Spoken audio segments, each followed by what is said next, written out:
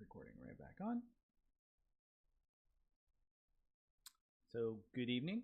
Thanks for joining me today. I'm going to be talking about hacker management. And so one of the big things that kind of came across to me at one point was people discuss all these different things about, hey, how am I going to take my career forward? How am I going to understand InfoSec and those different areas of everything? And I really wanted to sit back and talk about, hey, what are the different things you need to consider and think about as you're trying to move and decide, well, hey, what's my next step, where I'm going to go, and all those really tough decisions that we all kind of run into.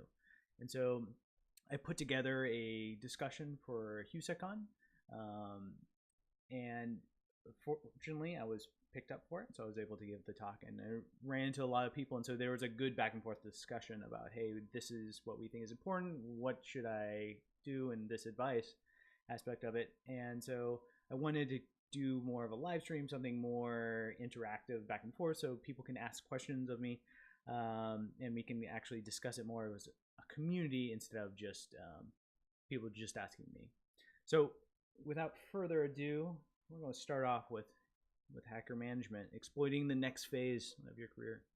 There we go. So when I got into InfoSec, what I really enjoyed about it was the hacking aspect of it. And I think we all agree that hacking is a lot of fun. If you are getting into shells, if you're putting down code and seeing it work, seeing that excitement, that adrenaline rush for something working well, that's really, really fun. And we often get this like back and forth of like with management, can you get some of those same feelings for developing and helping out people? And personally, I think it absolutely is. There's a certain amount of rush when you see someone you've been helping along get something or make it. But there are lots of preconceived notions that we have around management. And I think there's a lot of myths that we can kind of dispel. First is, why does someone want to do management if there is so much fun to be had on the technical side? And I think the biggest part is perhaps there's the thought that you will, this is the next step. It's the next thing that you're supposed to do. And that's not really true anymore. It was true back for our parents and our grandparents where they'd go to a job and then they have a certain steps and they have their own little life cycle that they went through as they kind of advanced in the career. And management was that next step. That's not as much the case anymore today. Now you see more and more people reach out and see different things where you can stay in this technical role because there's all these new things coming out all the time. And you have these, you need that skill set where you didn't need that skill set before. The other big myth that I've seen a lot is people feel that, hey, I'm not technical enough, so I'm going to go into management so I can't be as technical. And I think that is a flawed look. I think that's how we get a lot of the CISSPs who don't know what an IP address is. That throws everything off, right? Because you're not able to communicate back and forth with people. And people pretty quickly see, and that's why I think CISSP in some ways got this reputation of, because people are going in and thinking, hey, I don't need to be technical, I'm just a manager, right?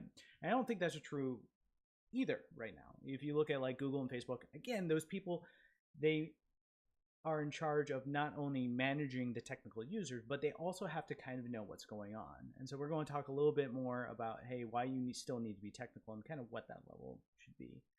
And then for the third myth that we always see is that there's less money involved in it. So I need to become a manager because I get paid more. And that's certainly true in a lot of older organizations. As you move forward, you become less indispensable. And so you can get charged more money and different things, whereas you have your workers who are kind of the cogs. But that's turned on its head as well now with the kind of the technical age, because you have people who are now indispensable because they have all these technical skills. And so you can get paid very well still while staying technical. So it really becomes management is a more of a, you can do as much as you want for it. You can decide to be extremely management oriented and really just look after those things, or you can do just little itty bitty things and just go keep very little technical part of it. And so we're going to discuss where on the spectrum you want to sit as an individual. So what I'm going to be discussing over 3 of these lectures is the self, or how you're going to make yourself the best you possibly can, the team, how you make your team the best you possibly can, and then the business considerations, or how you communicate all these things out to the business. So the first one, with our good old-fashioned hacker sweater, is the self. What is best for you as an individual? And it's neat to see how this kind of plays in, because if anyone who else has taken like OSCP, so I attempted to do it, and I was unfortunately not able to do it. But the only reason that I wasn't was because I didn't devote enough time to it.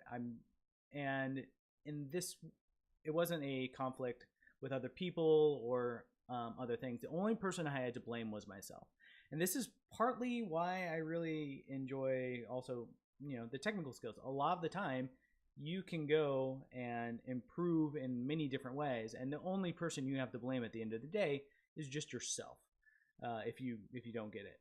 So before we start worrying about the team and the business and those different things, let's think about the things that we as individuals can control, and if we fail at them, we're the only ones to blame about it.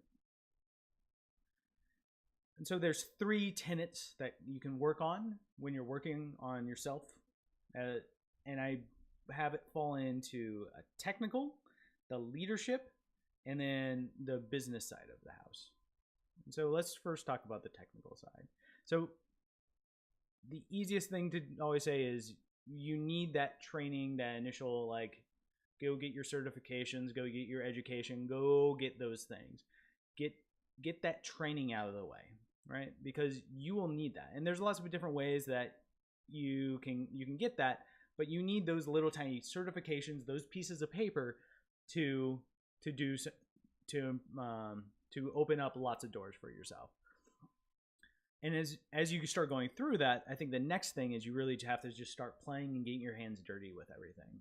No matter what level, you have to be working at, hey, how can I you have to play with the technologies, look at the code, and do those different things. If you're not going to CTFs, if you're not trying to read research papers or things along those lines, you're really just staying in this like this educational, like I spoon-fed education type thing, and it's not going to be the same. Everyone, I think, has probably I think the best example is with CCNA, where I was going through that, and suddenly the information made sense at the beginning, but applying it was a whole different world. And we all kind of see that in the exploit, whether it's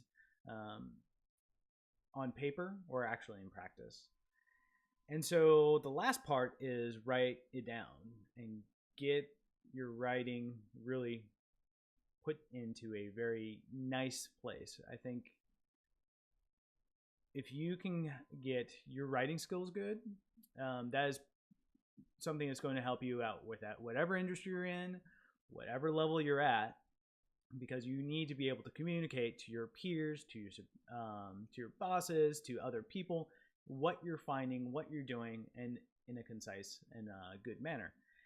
Also, I would recommend everyone also go makes posts and start writing whatever they're doing. So this is kind of my interpretation of, hey, I'm trying to document and communicate what I know and those different things, so that I have that, practice for that. And then that can help you show everything you've played with, like the capture the flags with different VMs you've been playing around with, all those different areas.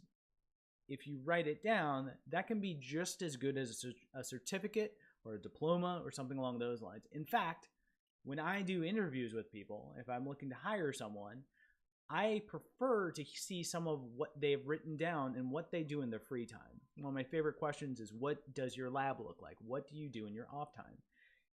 I don't have to ask that question if I already can see that they write exploits or they contribute to a publication or something along those lines. So I really recommend people do that as well. So let's talk about leadership. And really, it covers kind of three different things: the directs, the peers, and your boss. I'm going to move something around real quick. I apologize. All right. So, what is leadership? And I like doing these quick little, we need to be all on the same page because there's lots of different definitions for that. And what we are going to use, or what I'm going to use in this discussion, is leadership is the ability to influence. It's the ability to cause someone else to do something. And we don't mean this in like this malicious, I have a gun, I'm getting someone else to do something. I mean, this is in a, I'm able to cause some kind of effect result to get things done, right? And we all know these people that, you know, we feel are good leaders, the people who go and get something done. So as you start listening through these next examples, I want you to imagine someone who is a very good leader for you. And then I want you to imagine someone who has been an extremely poor leader from you. And the analogy I always use is we have a toolkit. We have the good tools, the bad tools, and every leader, every person can teach you to throw it in your bad leadership toolkit and never to use it again, or in your good leadership toolkit. But keep that in mind as we're going through there, of trying to think of, hey, who are the people who fit in these scenarios, and who are these good people that you've enjoyed working with?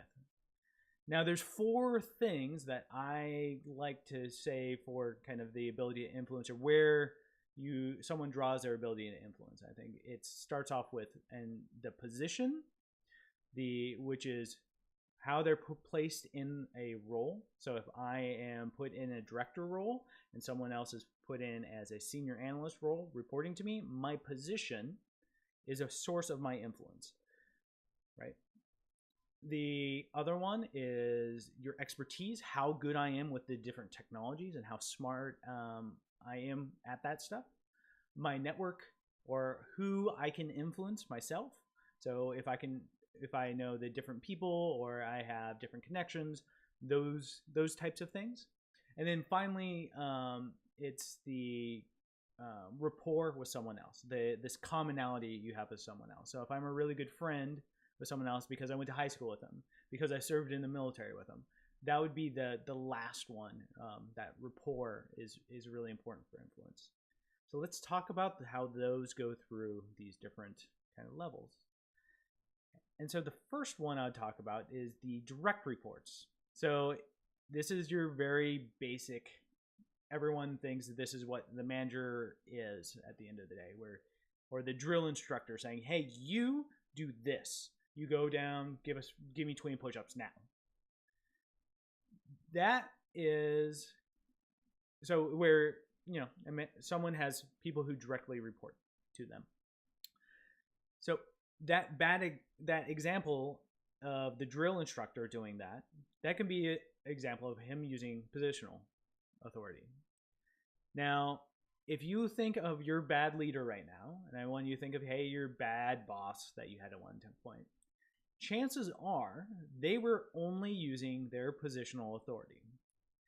They were not explaining why something was bad. They were not applying their expertise. They did not build a rapport with you or some kind of commonality with you. And then they didn't have probably as much influence around the company as they just might not have as much influence around with other people. And that's why perhaps they just relied on their positional power, or perhaps that was the only tool in their toolkit they knew, right? And so that bad leader would probably get some results, but definitely not what they could get from you, right? Yeah, so I just remember some times where I had a leader where all they did was use their positional authority to tell me to do different things, and did not take in my input and my thoughts. And so they didn't get the best out of me, right? They didn't get everything I had to offer. And so that's really unfortunate for both myself, my manager, and the entire company. So if we look at a good leader, a better leader I had, he had the positional authority over me, but he also had that expertise of being in this different area. He had lots of experience in the technologies that I was working with. He was well respected among his peers and was easily able to reach across everything. And then he also got to know me. He got to find out, hey, what is my wife like? What do my kids care about? And what is bothering me on the James level outside of work. And so because he went through those 4 things, he was a much better direct leader for me. And so when you start looking at the manager, you can also start looking kind of across the board of the different peers that people have. So if you try to use your positional power on your peer, that would be problematic, right? But you see it all the time, right? You see people going in and saying, hey, I've been here 20 years. I have XYZ. That makes me more important. Therefore, you should need to go do this. That'd be an example of your peers trying to basically pull rank on you in some way, shape, or form. And again, that positional power doesn't work very well. What works a lot better in influencing your peers and colleagues and getting their buy-in is reaching out to them and understanding, hey, providing your expertise that you drew on from before, providing your different people in your network who can help them out on their projects, and also just relating to them. And as you're able to do that, you're able to reach out to another different group of people in a very different way. And then, the other one that is very common is the boss on up. Now, my boss's boss, my boss's boss, his boss. Now, this definitely goes right back into just positional power, or you can't use positional power. You can't pull rank on your boss. And so if you try, it's usually extremely ineffective. Most often you see it with trying to pull regulations or something along those lines. So you better be really sure that you got the right ones, or have a small little coalition to help you out with that. What's much more effective as you're trying to manage upward is providing your expertise, providing an understanding of what they need to know to kind of go on to the next step and do the next best thing. And by doing that and providing what they need to give for doing good business work, you're able to help them out, able to influence them better and continue driving influence. And so those are the kind of the classic things. And what ends up happening, though, is everyone knows this one person who is part of everything. Everyone goes to this person to get things done in the organization. They're part of every single project. All those things kind of just add all together. And so that linchpin can help you get around. So you need to think about those people in your organization and try to talk with them. Try to build that rapport with them. See what you can do to help them out, because that'll help you then, do other really good things. And the other really interesting thing nowadays is sometimes we're not in a hierarchical organization at all. Sometimes we are in these very ad hoc flat groups. If I join a CTF team during DerbyCon just because they're sitting next to me at 2 a.m., that's a very different relationship than what I have in a business context. And so in those situations, if we go back to our model of 4 things, I'm not going to be able to pull positional power because we're all very equal. I'm really have to leverage my expertise, what I know at that time and what I'm finding out, the network that I have to pull for different questions and answers and different things, and then also reach some commonality so everyone can work together and get things done.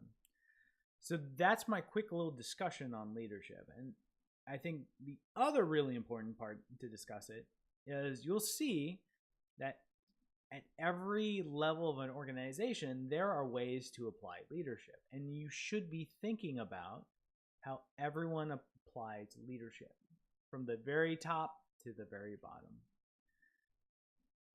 I think that's one of my favorite things I miss about the Navy is we really push leadership down, and I really am proud about how all the different things that a lot of my sailors have done and how quickly they have advanced and different things along those lines because they were able to realize a lot of these ways to lead change in an organization. So let's talk about the business. I'm going to take a drink of water.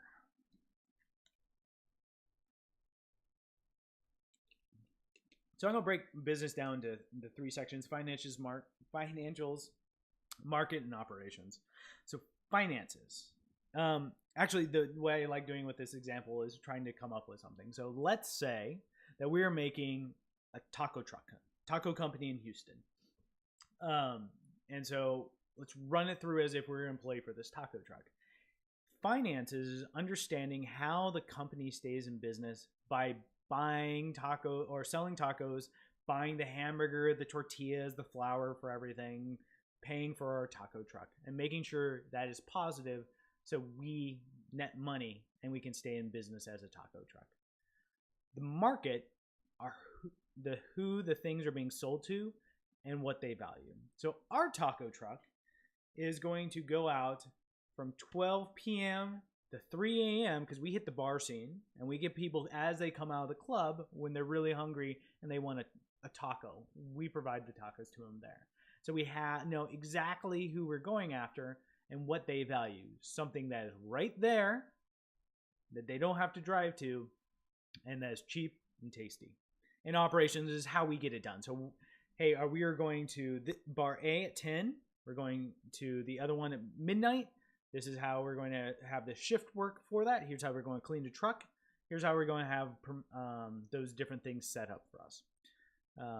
So that's how that works on a single taco truck level. So it's important to understand those different areas. And you could easily see where someone might be really good at operations and not care about finances or the market and just concentrate on operations, but then could completely miss the mark. So if we have our operations solid, set in stone, but we're showing up at 6 a.m. because we are now targeting the breakfast taco people, completely different area. We will have completely messed everything up. Or if we're going in the red because we're spending too much on ingredients, or I think you understand where I'm going with it. So understanding those different areas is important for understanding the business. And then it becomes more complex because they're the different levels. So it starts with one taco truck and then goes to 5 taco trucks, which go across the Houston area, and then 20 taco trucks that go across Texas. And then there are 50 trucks that go for each of the other states. So as it gets bigger and bigger and bigger, right? We move from the group level to like the company level. And eventually you also move into the industry level where you're looking at, hey, how does the taco industry work? And then you start worrying about, hey, so I do late night tacos, but these other people do breakfast tacos, or how do I compete with the other taco truck with the same model? Or has mad cow disease come back and now certain kinds of meat aren't available? Or is a new something coming into fashion with the taco truck industry? That can all drastically impact all those other things. So understanding it up at that level is important. So where does this all kind of tie in together? It runs back to everyone here can think of whether they want to kind of fall into these different things, where they're going to be the tech expert, where they really dig down into the code. This is usually what people right out of college and starting out in the industry start with.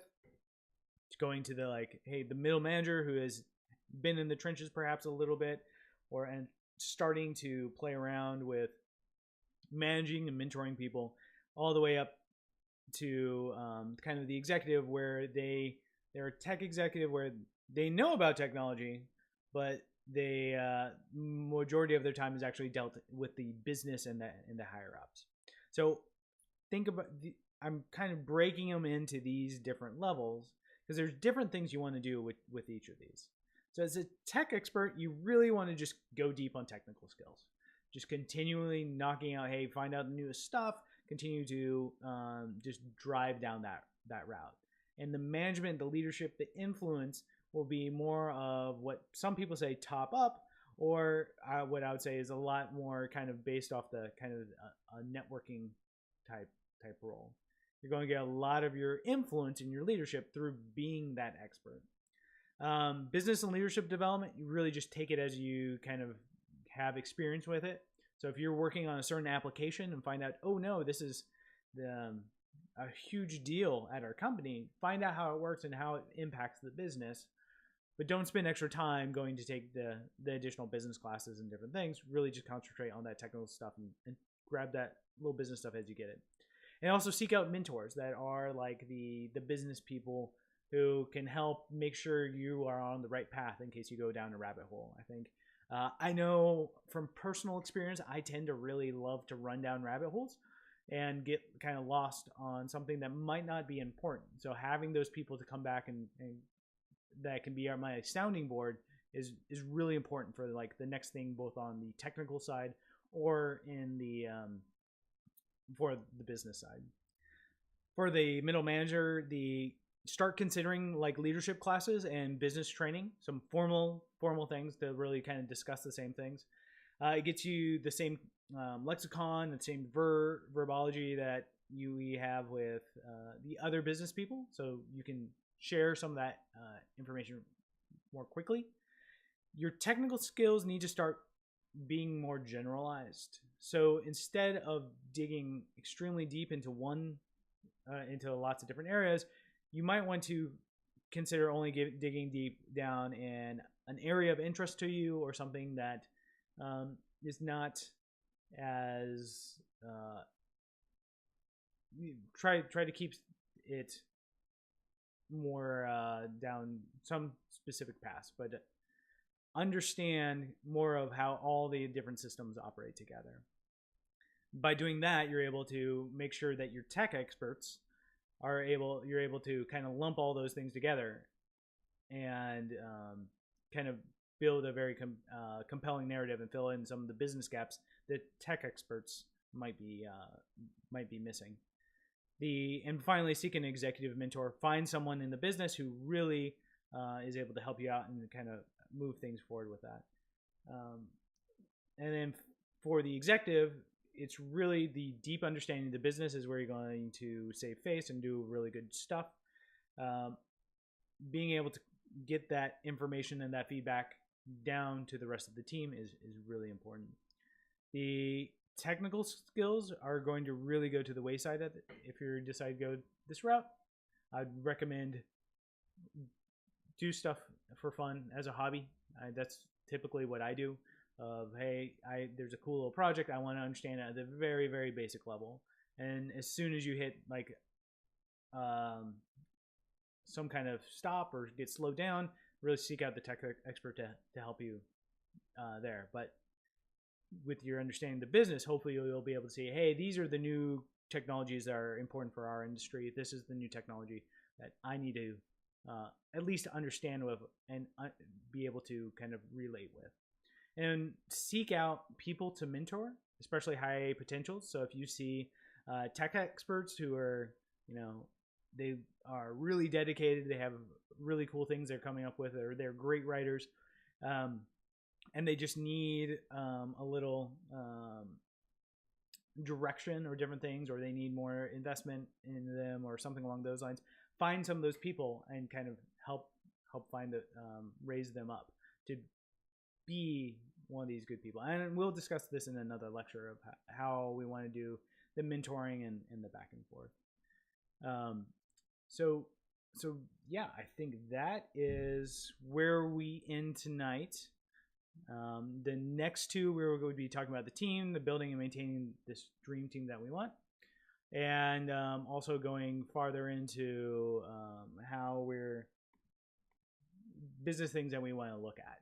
where how do we communicate with different executives and push some of those things. So I'm going to hold off for a few questions, and I think that'll be it.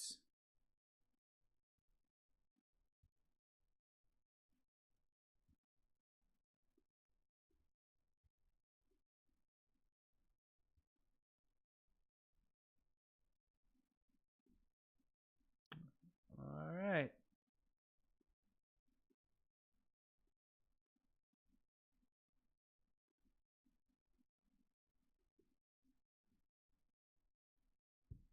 So I think that's it.